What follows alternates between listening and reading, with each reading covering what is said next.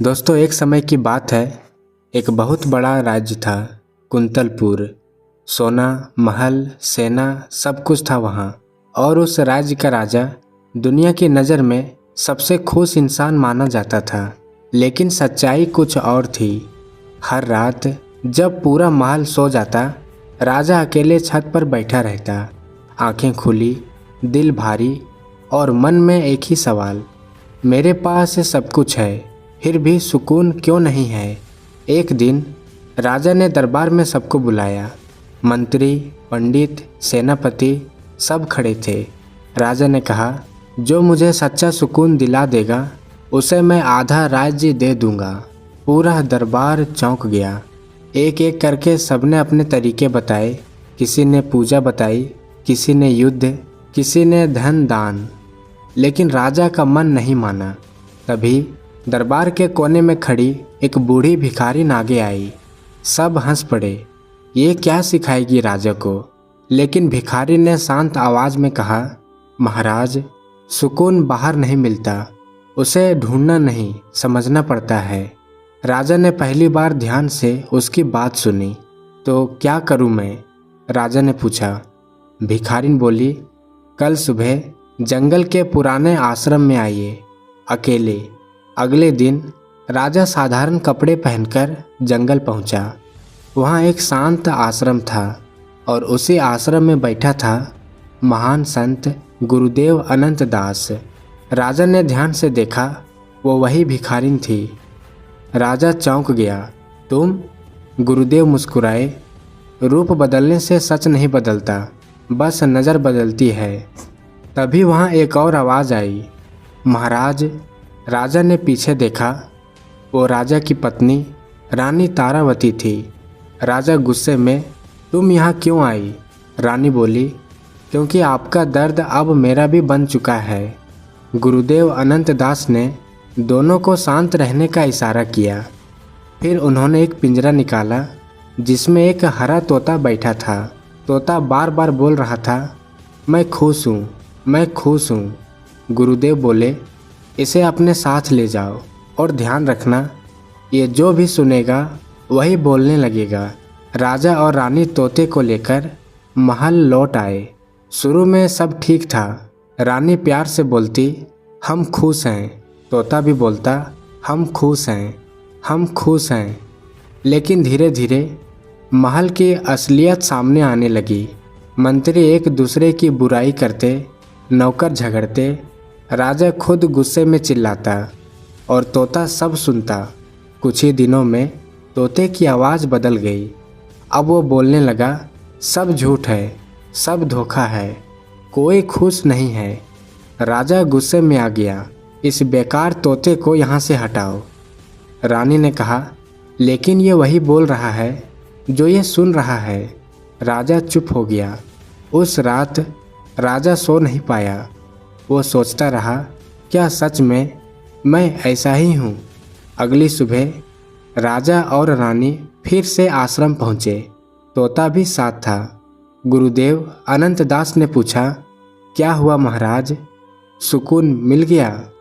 राजा ने गुस्से में कहा, आपने हमें खराब तोता दिया है, ये नकारात्मक बातें करता है। गुरुदेव हल्का सा मुस्कुराए। तोते ने नहीं बदला महाराज, आपकी दुनिया उसके अंदर बोल रही है। राजा चुप। गुरुदेव ने आगे कहा, अगर आसपास शोर होगा तो मन भी शोर करेगा। अगर शब्द कटु होंगे तो जीवन भी कटु लगेगा। और अगर दिल में शांति नहीं है तो बाहर का सुख भी बेकार है। राजा पहली बार अंदर से हिल गया। उसने धीरे से पूछा, तो क्या करूं मैं? गुरुदेव बोले, आज से एक दिन सिर्फ सुनना, ना जवाब देना, ना गुस्सा करना, ना खुद को साबित करना, बस देखना, सुनना और समझना। राजा ने हामी भर दी और यहीं से शुरू हुआ राजा का सबसे कठिन दिन। अगली सुबह राजा ने खुद से एक वादा किया, आज मैं कुछ नहीं बोलूँगा, सिर्फ सुनूँगा। महल में कदम रखते ही सब कुछ पहले जैसा ही था। मंत्री बहस कर रहे थे, नौकर आपस में उलझ रहे थे, और हर कोई अपनी बात साबित करने में लगा था। राजा सब देख रहा था, लेकिन पहली बार बिना कुछ कहे। पहले तो उसे अजीब लगा, जैसे कोई उसे कमज़ोर समझ रहा हो। एक मंत्री ने ऊंची आवाज़ में कहा, महाराज आज कुछ बोल क्यों नहीं रहे? दूसरा हंसते हुए बोला, शायद अब इनमें फैसला लेने की ताकत नहीं रही। राजा के अंदर आग लगी। दिल किया कि तुरंत जवाब दे, लेकिन उसे गुरुदेव अनंत दास की बात याद आई, चुप रहना सीखो। राजा ने खुद को रोका। वो दिन जैसे तैसे गुजर गया, लेकिन उस दिन राजा ने कुछ ऐसा देखा जो पहले कभी नहीं देखा था। उसे महसूस हुआ कि महल में शोर बाहर से नहीं, लोगों के अंदर से आ रहा है। हर कोई सही बनना चाहता है, कोई समझना नहीं चाहता। रात हुई। राजा फिर छत पर बैठा था, लेकिन आज कुछ अलग था। आज पहली बार उसके मन में थोड़ी शांति थी। अगले दिन राजा फिर से आश्रम पहुंचा। रानी तारावती भी साथ थी और तोता भी। तोता अब चुप था। गुरुदेव अनंत दास मुस्कुराए। आज तोता कुछ बोल क्यों नहीं रहा? राजा ने धीरे से कहा, क्योंकि आज मैंने कुछ गलत सुना ही नहीं। गुरुदेव ने पूछा, या फिर आपने उसे अपने अंदर जगह देना बंद कर दिया? राजा चुप रहा, लेकिन इस बार उसकी चुप्पी में समझ थी। तभी गुरुदेव ने कहा, महाराज अब एक आखिरी काम करना होगा। राजा ने पूछा, क्या? गुरुदेव बोले, आज आप और रानी तारावती इस आश्रम में रहेंगे, बिना किसी पहचान के। राजा और रानी ने हामी भर दी। उन्होंने अपने राजसी वस्त्र उतार दिए और साधारण कपड़े पहन लिए। अब कोई उन्हें राजा रानी नहीं जानता था। दिन भर उन्हें काम दिया गया, कभी पानी भरना, कभी लकड़ी काटना, कभी भोजन बनाना। पहले पहल राजा को ये सब बहुत कठिन लगा, लेकिन धीरे धीरे उसे एहसास होने लगा कि सुकून काम में नहीं, काम करने के भाव में है। उधर रानी तारावती आश्रम की स्त्रियों के साथ बैठी थी। वहाँ कोई दिखावा नहीं था, बस सरलता थी, अपनापन था। शाम को जब राजा और रानी मिले, दोनों के चेहरे पर हल्की सी मुस्कान थी। राजा ने कहा, आज बिना किसी ताज के मैंने खुद को हल्का महसूस किया। रानी तारावती ने कहा, और आज बिना किसी डर के मैंने सच्ची खुशी महसूस की।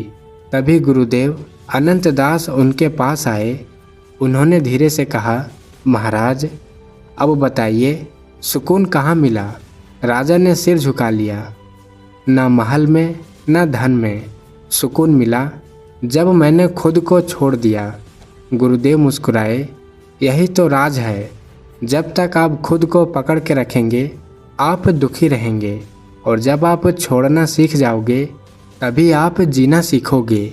तभी गुरुदेव ने तोते का पिंजरा खोला। तोता उड़ने लगा आसमान की तरफ, और जाते जाते वो एक ही बात बोला, सच्ची आज़ादी अंदर होती है। राजा और रानी तारावती दोनों उस तोते को उड़ते हुए देखते रहे। उनकी आंखों में आंसू थे, लेकिन इस बार वो दर्द के नहीं थे, वो राहत के थे। राजा ने गुरुदेव से कहा, आज समझ आया कि सुकून पाने के लिए कुछ जोड़ना नहीं, बहुत कुछ छोड़ना पड़ता है। गुरुदेव ने अंतिम बार कहा, याद रखिए महाराज, दुनिया को बदलने की कोशिश मत कीजिए, खुद को बदल लीजिए, क्योंकि जो इंसान खुद को समझ लेता है, उसे दुनिया कभी परेशान नहीं कर सकती। दोस्तों, शांति बाहर नहीं मिलती, शांति तब मिलती है जब आप दूसरों को नहीं, खुद को समझना शुरू करते हैं। अब आपकी क्या राय है? आप अपनी राय कमेंट में ज़रूर बताएं। मिलते हैं किसी एक और नई कहानी में एक अच्छे सीख के साथ। तब तक के लिए आप अपना ख्याल रखें।